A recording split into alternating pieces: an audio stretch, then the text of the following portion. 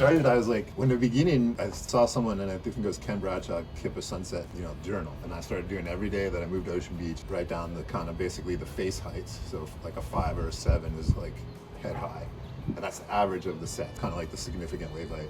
So if it's an M, that means someone surfed Mavericks. And then we go down here, those are all the days that someone surfed Mavericks. And then I would go to this little chart, and it would tell us who was at Mavericks, and then the journal would tell us exactly what happened. And what I noticed after a year or two, but even right at the beginning, is that people aren't able to keep track of it themselves. So none of us knew what happened last week because we forgot from yesterday. And then looking at the bigger pattern, it's really hard to put it together if you don't have something to go back and look at, because your memory's not accurate even the first day, let alone next year or 30 years later. And when I read these now, it's like someone else wrote it.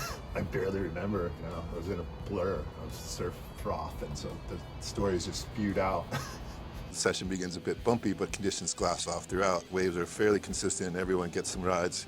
Later in the day, the sets are clearly building, seemingly each brings in the level a bit higher.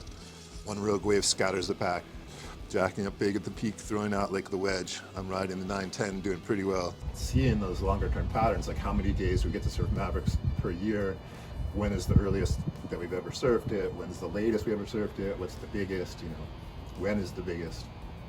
Those are all things you kind of divine from the data once you have it. How much has it helped me, and how many waves have I caught because of this? Jeez, probably half of them, you know what I mean?